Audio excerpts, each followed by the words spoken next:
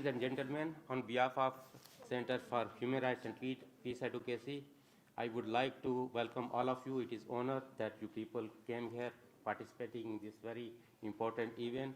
My name is NASIR Aziz Khan. I will serve as a moderator of this event.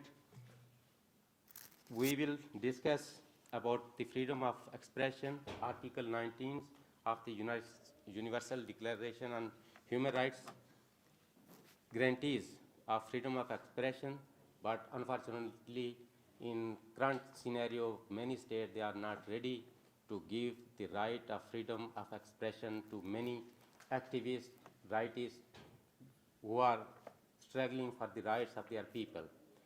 We have very esteemed panel today, and we will have opportunity to listen, and they will share their views, expertise on the topic.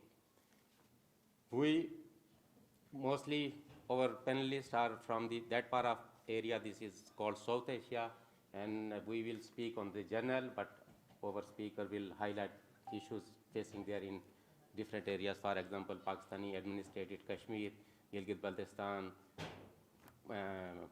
Balochistan, Sindh, and Khyber Pakhtunkhwa. We have honor that beside me, the Chief Executive of Center for Human Rights and Peace Advocacy, Dr. Joseph, he is here. Thank you, sir, for your presence. I will introduce first speakers, and I request each and everybody, there is now the mechanism of UN that everybody cannot take photos or videos.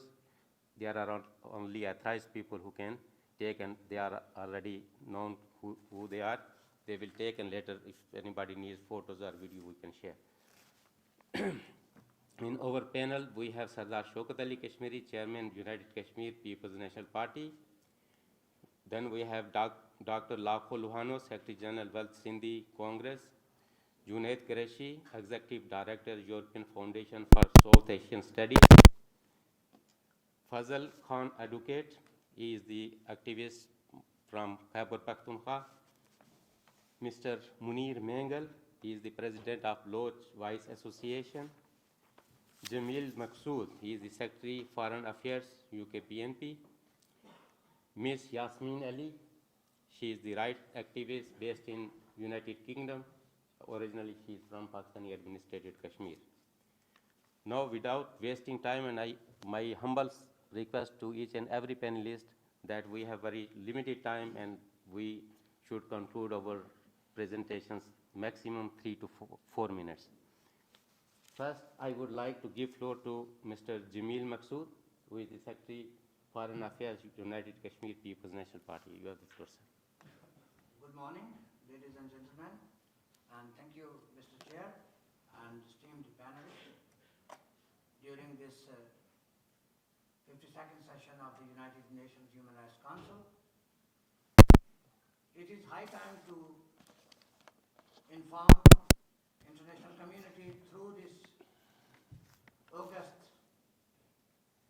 house, august council, that the people in Pakistan, and particularly the people in Pakistani peripheries, in Gilgit-Baltistan and so-called AZIZ, Jammu and Kashmir, are facing human rights violations at everyday life. The state of Jammu and Kashmir is currently divided into 5 pieces, and the 2 pieces and the 2 parts are administered by Pakistan since 1947. The people in these areas, after 75 years of division, came to a conclusion that their ultimate goal, ultimate desire, ultimate wish is to be reunited with the rest of the state of Jammu and Kashmir. I would like to inform you that Government of Pakistan has introduced a constitutional act that regrettably and brazenly violate fundamental human rights, which are enshrined and guaranteed by the Universal Declaration of Human Rights, International Convention on Civil and Political Rights, and many other conventions, resolutions adopted by the UN General Assembly and UN Security Council time to time on these areas. For instance, Pakistan claimed that she respect and honor right of self-determination of the people of Jammu and Kashmir, but she has refused the same right to the people of its administrative areas. For instance, Article 30, 31, 32, 33, 34, Article 56, and Article 7, Subarticle 3 clearly instigate that the people which are living in the administration of Muzaffarabad have no right over their land, over their resources, and over their human capital. And this is very upsetting situation, very situation that need to be told at these forums. So ladies and gentlemen, it is high time that everyone in this hall, in this seminar, in this council should support the right struggle of the people in Gilgit-Baltistan and also in Muzaffarabad and its administration. Now, Pakistan is changing systematic demography in both areas under the code of census 2023, digital census. And the legal and civil society fraternities and political parties, mainly the United Kashmir People's National Party, has opposed the ploy that will change the demography of these regions.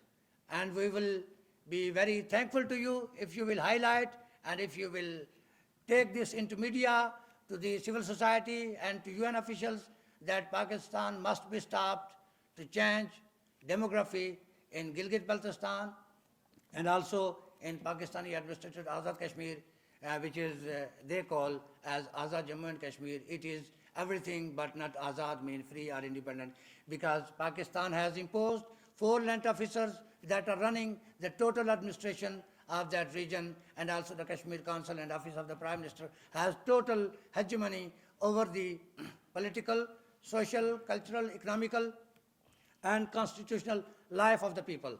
So I thank you once again for holding this seminar and to provide this opportunity to share our views on current ongoing situation in our region. Thank you. Thank you, Mr. Jamil Maqsood. We are honored that we have representation from Mission of United States, Mission of Finland, Mission of Australia, and Mission of Malaysia. Thank you for your presence here. Now, without wasting time, I move to next speaker, Dr. LUHANO Sahib, Secretary General, World Sindhi Congress. Thank you very much, President.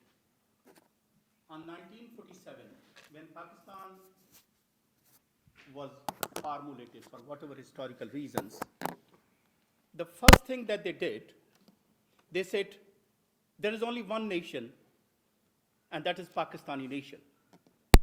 And all the historical nations, Sindhis, Balochs, Pashtoons, Bengalis, anyone who talk about these, it is provincialism, it is anti-Islam, and it is equal to treason. So you deny people to express. Thousands year history, in one go they wanted to deny these people to express their. And just I'll tell you just one thing, a quote.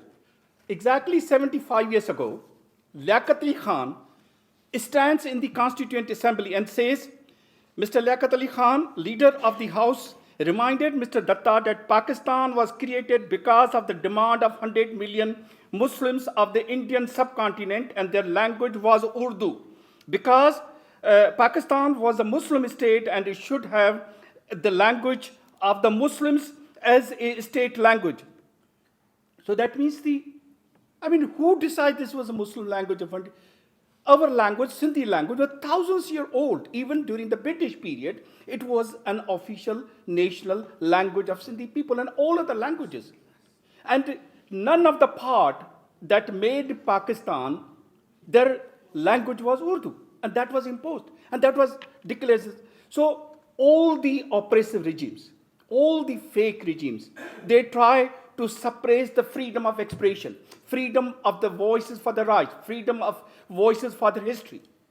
And that is the situation that we are in. The report of the Reporters Without Frontiers, they rank the countries on the basis of the freedom of expression. And Pakistan, in the latest report of 2022, it stands as 157 out of 180. And last year, in 2021, they were 145 out of 180, and today, in latest report, they are 157. And the report make very, very interesting comments that the political context is that whosoever is not in power, they demand the freedom of expression. As soon as the next day they come, they curb these freedom of expression for the other parties. The legal context is that legally in Pakistan, if you talk about the governments, if you talk about particularly the military establishment, it is a crime, it is a criminal. And that is the situation. And to demand the rights is a crime. That is the reason that, say, for example, our political leader, GM, said, what he asked, he writes, the Sindhis are a historical nation. Sindh is our motherland for thousands of years. We have got our rights. And what they did, they sent him in prison. He stood in prison for 33 years. And he died in a prison, in a hospital which was declared a sub-jail. And this happened to the old leaders of the nation. Bacha Khan, he was jailed.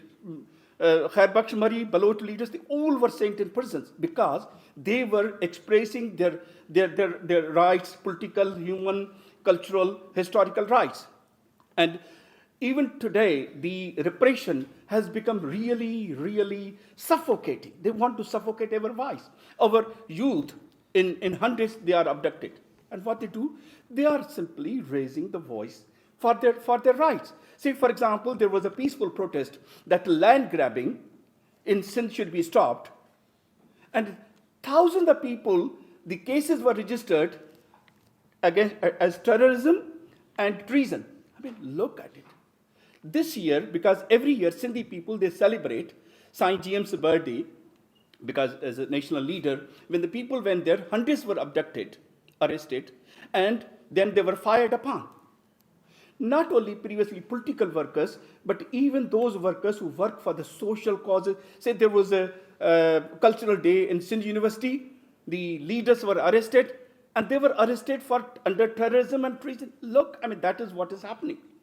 So they want to suffocate every voice of the rights of the marginalized nations, Sindhis, Balochs, Pashtoons, Kashmiris, and all that. And it is getting really worse because as this state is crumbling and collapsing, their operation and suppression to express curb the freedom of expression is increasing. They are trying their best, the media, to propagate their false narrative and all that. They are engaged in that while the rights, the voices for rights and expression for right is severely curbed and punished and disappeared. Thank you very much. Thank you, Dr. LUHANO, for sharing your insights. Now I move to my next speaker, Ms. Yasmin Ali. She is right activist from United Kingdom. You have the floor. Thank you. Please turn on the mic. Thank you. My name is Yasmin Ali. I'm here at the UN Human Rights Council to request your help. My brother Farouk Ali was murdered at Ramada by Wyndham Hotel in Islamabad. The Pakistani government and authorities refuse to investigate his death properly and are obstructing us in our pursuit of justice. Farouk's human right to life was violated, and our human right to justice is equally being violated. Farouk was a high achiever, and he had a biochemistry and master's degree from Imperial College London. He wrote politically, but more lately was focusing on tennis and a sequel to Harry Potter. In May 2021, Farouk moved to Ramada by Wyndham. This is the top 3 hotel in Islamabad. On 16th of March last year, 7 hours after a call my sister made to the hotel and was assured all was well, she was called to say Farouk was dead. CCTV shows that my brother was likely killed on the 11th or 12th of March, but his body was kept in the room for 5 days. You may ask, why do I believe my brother was murdered?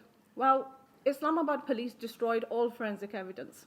They failed to conduct a post-mortem, and they compiled false statements from the family in Urdu on day one to protect Ramada by Wyndham. They refused to question any staff or guests, and they attempted to change an exhumation report, an independent exhumation report.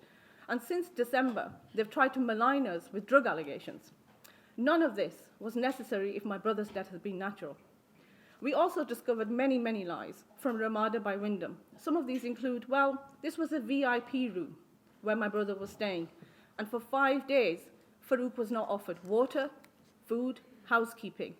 This big business didn't even chase its own bill for 6 days. CCTV shows 3 hotel security staff monitoring his room in the early hours of 12th of March, i.e. 4 to 5 a.m., when people like me and you were asleep. Despite meeting senior police officials, the British High Commission, involving various government departments, letters to Shahbaz Sharif, and petitioning the courts, no proper investigation has taken place. Islamabad High Court has been involved since October. Our right to a trial is still being denied.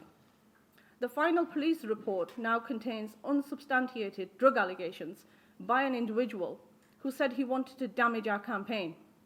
The authorities are trying to close the case yet again. There has been no genuine investigation or assistance from the British government. It is also pushing false allegations against us. So I really do have to ask, who really did kill my brother Farouk? Our demands for a fair trial have been met with hostility in many, many quarters. Ramada by Wyndham is considered a powerful entity in Islamabad, and the owner apparently runs a huge media organization. Our family now fear for our safety in Pakistan.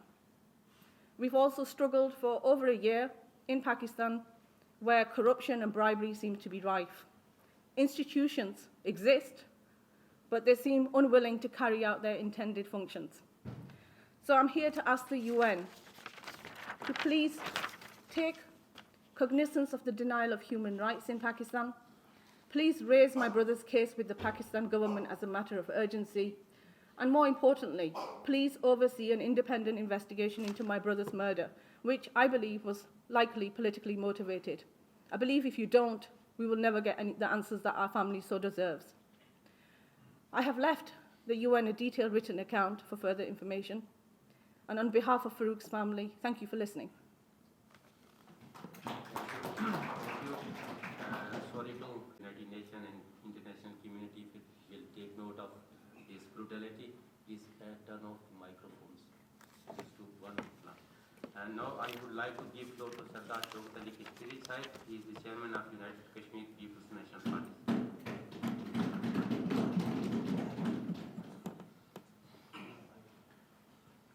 I thank you and the administration, whether it's Gilgit-Baltistan or it's Azad Kashmir, our freedom of expression and freedom of association is completely compromised through different acts and ordinances.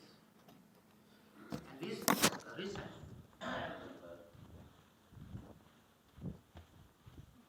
one organization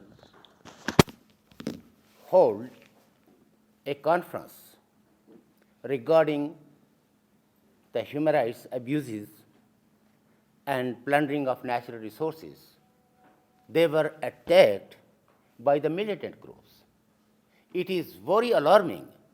One hand, the government of Pakistan is befalling world community that Pakistan dismantled all terrorist infrastructures and curb all the extremist and radical elements. But in our areas, thanks to social media, everything is very much clear that in Azad Kashmir, under the patronage of Pakistani intelligence agencies, the terrorist infrastructures, terrorist training camps is running under the patronage of Pakistan intelligence agency that is called the ISI, Inter-Services Intelligence Agency. And any nationalist, progressive, secular, democratic peoples stand or organize any protest in favor of the human rights, Pakistan used them to silence our voices. And one of the student organization, National Student Federation, that is a secular, progressive student organization, it was attacked before our party comrades were attacked by the extremists, and they are freely moved with Kalashnikovs and the weapons. And now the state used proxies, extremist forces, to silence the democratic voices in our areas. And same is in Gilgit-Baltistan. In Azad Kashmir, Pakistani held Kashmir, no foreigner is allowed to enter in Kashmir until and unless, although he keeps the visa, valid visa of Pakistan, but that person, that visitor is not allowed to enter in Kashmir until and unless the Interior Ministry would not give him a special permission. And our media is totally controlled. All the journalists in our areas living under threat by the intelligence agencies and the terrorist extremist groups also. But there is no as such extremism among the people. It all supervised, supported, and funded by the state, just to use them against our voices. And we are not, we are peaceful people, we have a track record. We never ever allow the violence. But whenever Pakistan actually use people in the name of religion, and unfortunately a state, a nation state, is used religion as weapon and officially declared that Pakistan is an Islamic country and no person is allowed to take part in any kind of, say, any votes. And Section 7 on the Act 1974, they force us to become the Pakistani citizens, whereas in Pakistani constitution, we are not part of Pakistan. But we cannot take part in elections. We cannot allowed to get the mandate from the peoples until and unless we will not give the oath to the Pakistani that we are loyal citizen of Pakistan and our state will be part of Pakistan. Whereas Pakistan befooling the world community that Pakistan is in favor of the right to self-determination of the Kashmiris. But we, the people who lived under Pakistani administration, we are not allowed to retain our identity as Kashmiri. That's why the recent census, they are not include. They delete that forma where our nationality should be indicated, our language should be indicated. Only in that part, they are providing a formula where they cannot mention our nationality, our language. So again, it is a tricks that we denied our identity. And the Act 1974, we are ruled by 4 powerful land officers. That land officer always came from Pakistan. And land means that we are not able. A Kashmiri police officers cannot become the head of the police. Or a civil servant cannot become the head of the civil service, chief secretary like. So those land officers, they are not loyal with the local people, but they are crushing our voices. That's why a student leader, a renowned student leader, Ali Shamrez, there is one FIR and proceedings in the Gunda Act, whereas now in Pakistan there is not such kind of act which you can try. But in POK, they are booked one student leader, Ali Shamrez, under the Gunda Act. It was before, when British was ruled there. But now it is abolished. And anybody who say that everybody, every citizen should have the equal rights, then they booked under blasphemy, and many religious classes used against them. So I request the world community and the international community, United Nations, they should send a fact-finding mission in Gilgit-Baltistan and Azad Kashmir so that they can search how much we are facing persecutions, and many people are in solitary confinement and nobody can access, and they have not allowed to the courts or any law forums. And we have no any representation in any law institutions. So Mr. Chairman is forcing me that now I should wait. Sorry for taking a little bit much time. But here we get an opportunity to express the sufferings of our people.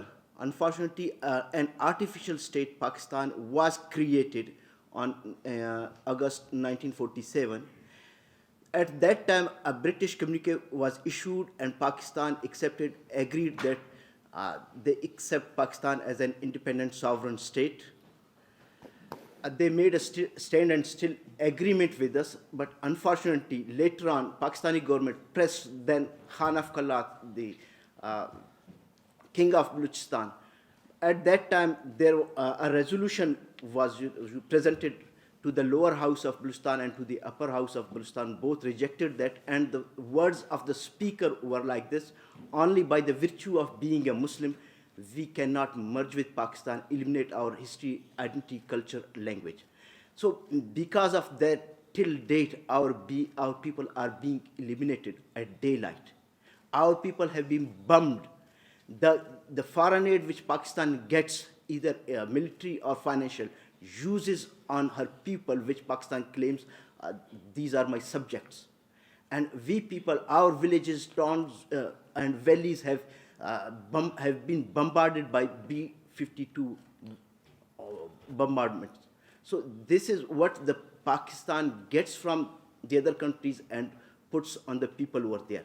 Our people on daily basis, they are crying. We are facing enforced disappearances. As per different reports, no one is allowed, even international media organizations, UNHCR, Red Cross, Amnesty International, no one is allowed to go inside Balochistan. But as per different reports, more than 50,000 Baloch people, including women and children, infants, they are lingering in Pakistani military torture cells, and women especially are being abused sexually.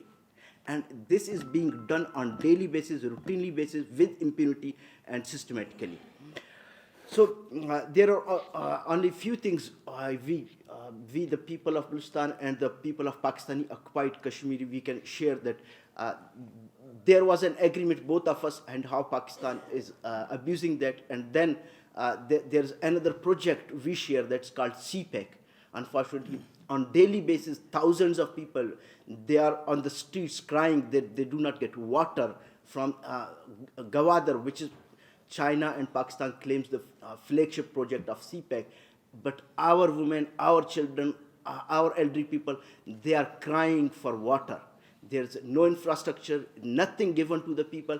They have a high concern against the CPEC project, which is a Pakistani and Chinese $64 billion project. But the reality is this, that the people have been kept apart economically, financially, socially. So there's nothing for us. But there are some military designs, projects, they are being done over there in order to get access to Gawada by the Chinese. And in the same way, we have here the cries of the Pakistani occupied Kashmiri people. They are raising their concerns that the Pakistan is looting their resources and deeply penetrating to the different areas on the name of CPEC project, but giving nothing to them. Therefore, at this occasion, I will want to share with you some concerns that with respect to Kashmir, we have heard the word jihad. Unfortunately, our generations, my elder generations, my today, and even we have a concern that our tomorrow generation will be used by this state, Islamic State of Pakistan, to send to brainwash the people to Kashmir for jihad. But on the other side, the Pakistan states to the world community that they are, curbing on these terrorist organizations. Today, Quetta Shura Council, Lashkar-e-Taiba, Jaish-e-Mohammed, they are present at Quetta, and they have deeply penetrated inside Balochistan, particularly in Turbat. There, on November 20, we saw news that these organizations, TLP, claiming that they have a base at Turbat. It's, for us, it's something we cannot believe, that our people have been so liberal, and our people are not attached religiously that much, but an organization is going to claim from there. And we have seen reports through social media that in Balochistan, the civil government, particularly the deputy commissioner offices, were used to recruit people to send to Afghanistan at the debacle of Kabul. And this is a reality that the Pakistani state structure was involved in that. Therefore, at the occasion of this event, I just appeal to UN, appoint a special reporter. Appoint a special reporter to the people of Pakistan to analyze how the state is treating the people over there. So this is my plea at this conference. Thank you, sir, for your time. Thank you, Mangal sir. Now I move to my next speaker, Fazal Khan, advocate. He is the activist from Pashtoon belt of Pakistan. Thank you very much, Mr. Chair, distinguished guests who are here. Many of you may know me. My name is Fazal Khan. I am the president of Army Public School Shuhada Forum. In 2014, a terrorist attack was carried out in the capital city of Peshawar, where more than 147 school children, along with the teaching staff, were brutally killed, while more than 200 brutally or severely injured. I am also a direct victim of that incident, whereby I lost my beloved son. And since then, our misery has started. It's very strange that Pakistan came into existence on the basis of freedom of expression and freedom of religion.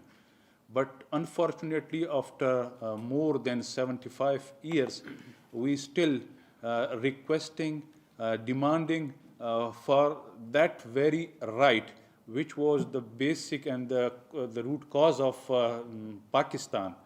It's very unfortunate.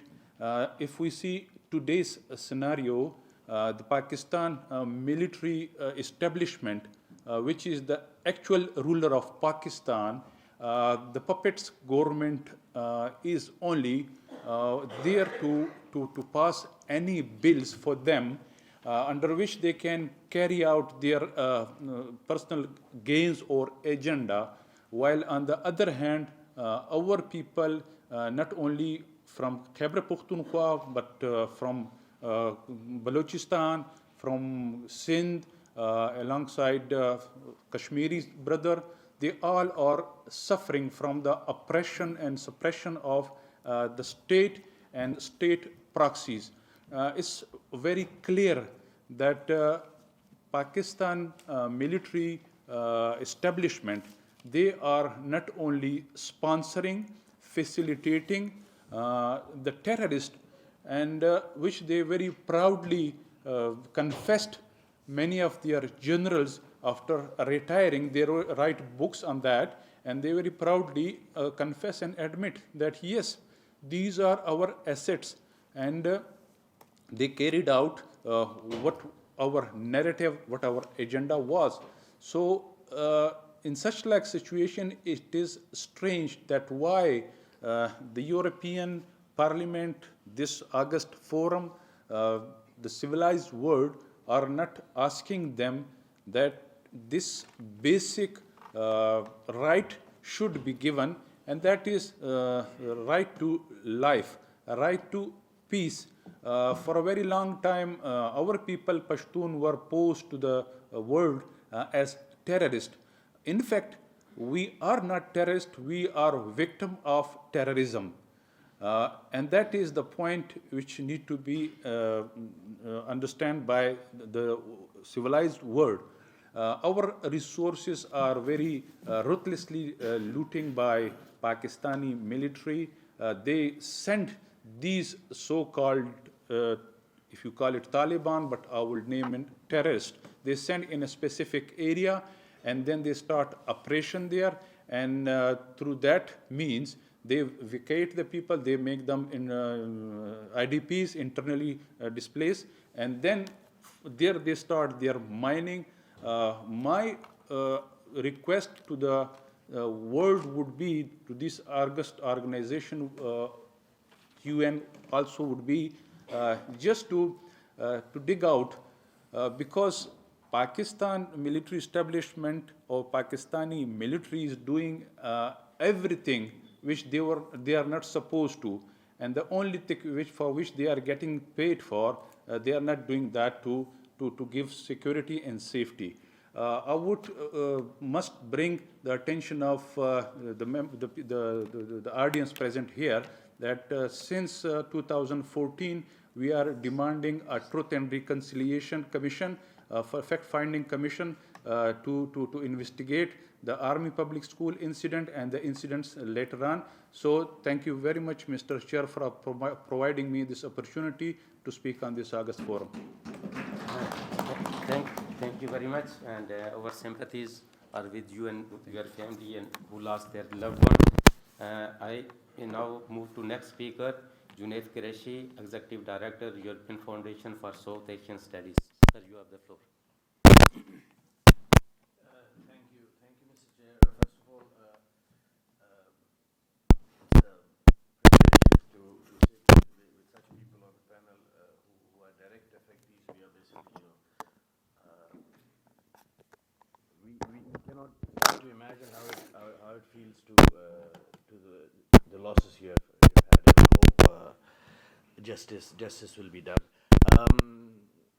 I just have a short something to say, and then we can maybe move on to something interactive. But when we talk about freedom of expression, what this side event is about, it inherently has, of course, certain freedoms in it. When we say freedom of expression, we mean freedom of speech, religion, assembly, the freedom to petition the government. When we look at South Asia, I find it very ironic at times that when we say freedom of expression, I think all of us mean two things. One is freedom of expression and freedom after expression. And I think in South Asia the problem is freedom after expression. And in the case of many people have highlighted that in the case of Pakistan, again, freedom of expression inherently has freedom of religion.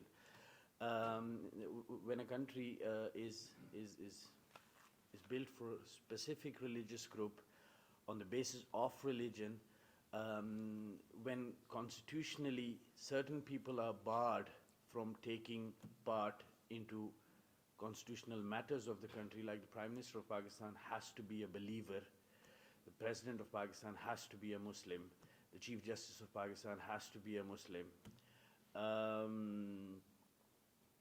Then you inherently undermine the freedom of expression, which has the freedom of religion.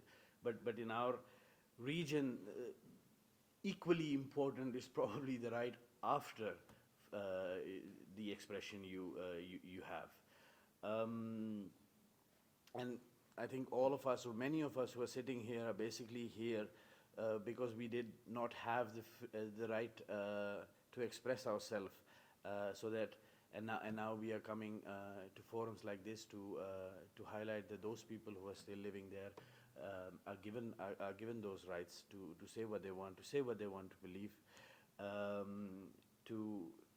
to have, we just talked about some student organization which has been barred from protesting, or the right to petition the government. And in the case of the non-legal areas in the case of the Islamic Republic of Pakistan, there the people don't even have any rights. So, you know, the right to freedom of expression comes after the right of your land, of your territory. And we don't have that in places like Gilgit-Baltistan or Pakistan-administered Kashmir. The chair has 6 times already told me to stop. I'm sorry. Thank you.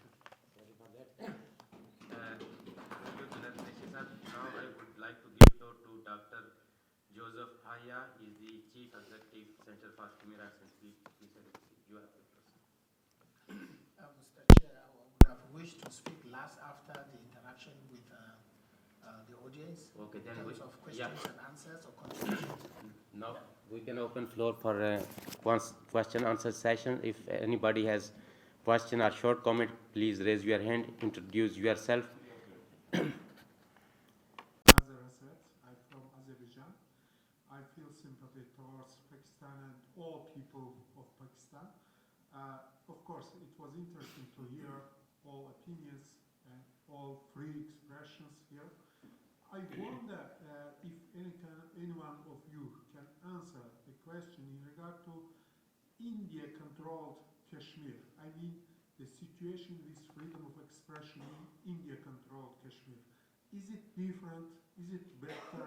Is it worse? Thank you. Thank you. We will take 2-3 questions and then we'll back to you. Mr. Sajid. Thank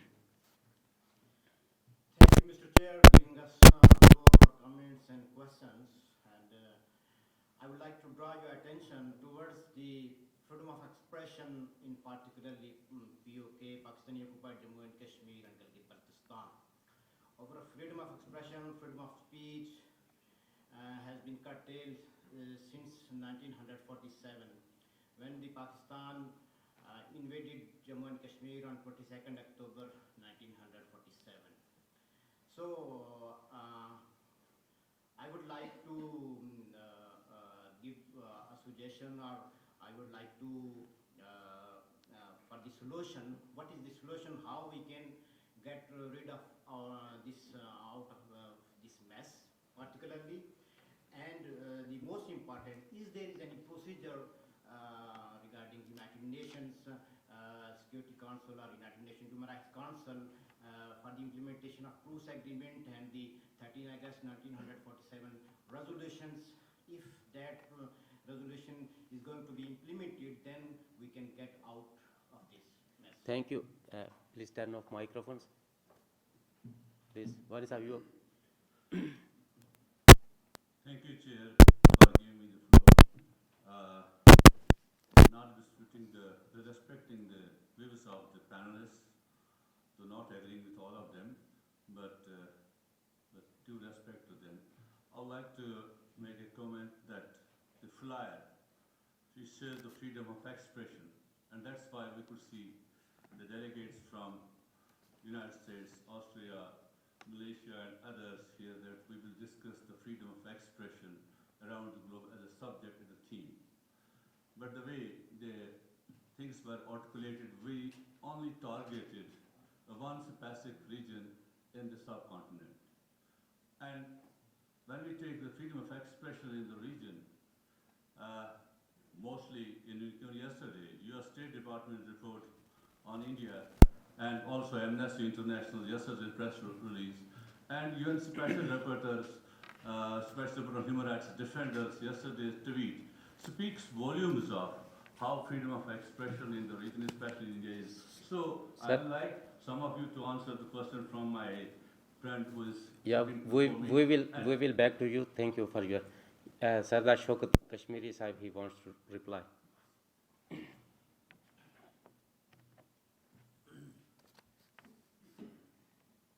First of all, I would clarify today topic or title is freedom of expression, and we all belongs to that part which is under Pakistani administration, whether a person from Sindhi or Pashtoon or Kashmir. So here, even